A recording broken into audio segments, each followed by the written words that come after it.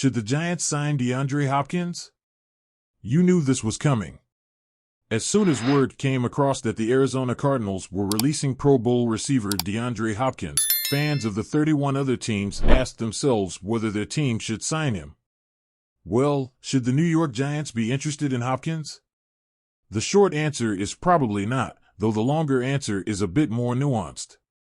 The Giants should absolutely be interested in Hopkins. He's on the wrong side of 30 and has only played 19 of the last 34 games.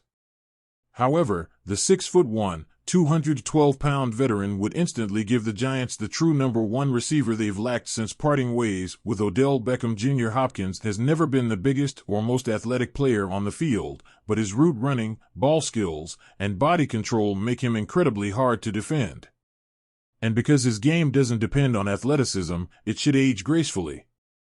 He has been incredibly productive since being drafted and was on a career path that could be compared to the legendary Jerry Rice before it was interrupted by injury.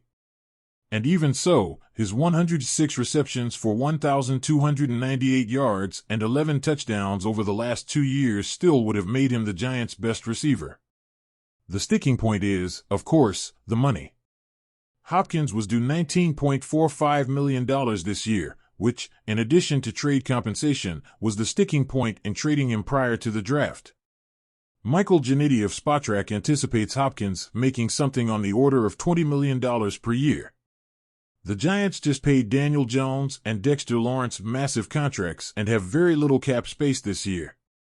They could potentially backload a multi-year deal for Hopkins, but they're still negotiating with Saquon Barkley and have deals for Andrew Thomas, Xavier McKinney, and Azeez Ojulari to plan for.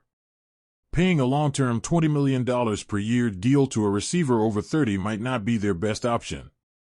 It's worth noting that Hopkins listed the Kansas City Chiefs, Buffalo Bills, Philadelphia Eagles, Baltimore Ravens, and Los Angeles Chargers as potential destinations, and each of those teams has cap issues with which they would need to contend.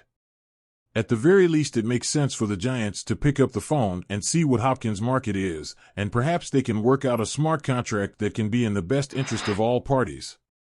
That said, the reality is likely that while Hopkins would almost certainly help the Giants in the immediate future, he might be good for the long-term health of their salary cap.